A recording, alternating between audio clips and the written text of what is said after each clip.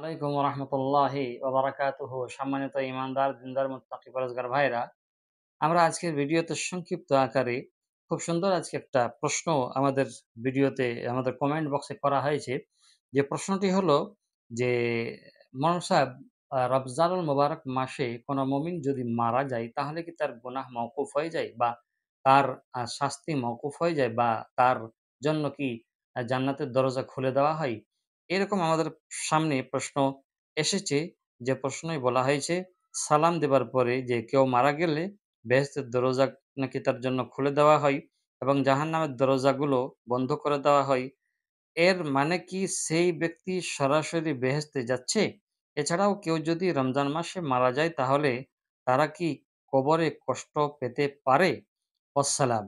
উত্তর, উত্তর আশা করেছে। তো আমরা এর উত্তর ইনশাআল্লাহুল আজিজ সংক্ষিপ্ত আকারে আর খুব আ ভালোভাবে আ উত্তর দিয়ে আমিও বুঝতে চাইবো এবং আপনাদেরকেও বোঝাতে চাইবো। তো দর্শক শ্রোতা, এর উত্তর হলো যে মুমিনরা যখন মারা যায়, মুসলিমরা যখন মারা যায় রমজান মাসে, যদিও বা তারা বড় পাপী হয়ে থাকে, কিন্তু কবরে কষ্ট ভোগ করে না রমজানুল মোবারক মাসের বরকতে।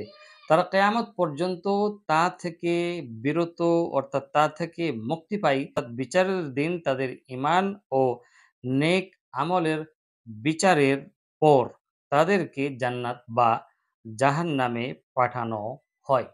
দ্বিতীয় ব্যাপার যেটা হলো যে, রমজান মাসে যেহেতু আ জান্নাতের দরজা খোলা থাকে, জাহান্নামের দরজা বন্ধ থাকে। অতএব কোন ব্যক্তি যখন মারা যায় তখন কি সে জান্নাতে প্রবেশ করে? এর উত্তর হবে যে না।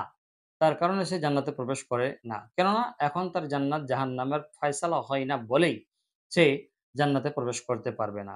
সে আল্লাহ তাআলা তাকে যতদিন চাইবেন আলামে বারজাখে অর্থাৎ কবরী জীবনে রাখবেন। তারপরেই আ যখন সবাই কবর থেকে উদ্ধার হবে কিয়ামতের দিন, যেদিন আসল হিসাব নিকাশ হবে, সেদিনেই আল্লাহর মর্জি যদি হয়, আল্লাহর ইচ্ছা যদি হয়, তাহলে তাকে জান্নাত জাহান্নামে যেখানে সে যাবার উপযুক্ত সেখানে তাকে দিতে পারবেন।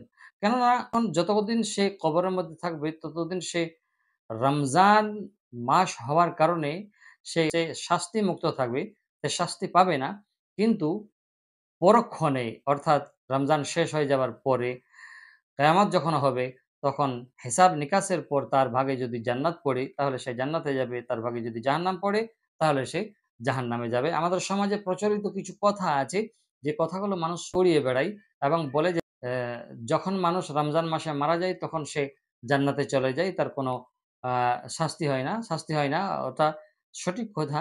কিন্তু জান্নাতে চলে যায় এটা অশুদ্ধ কথা, এটা বিশুদ্ধ কথা না, এটা ভুল কথা। অতএব ক্ষেত্রে এ থেকে আমরা এরকম বিভ্রান্তিকর কথা থেকে, গুজব ছড়ানো থেকে আমরা বিরত থাকবো। ভালো থাকবেন। আসসালামু আলাইকুম ওয়া রাহমাতুল্লাহি ওয়া বারাকাতুহু।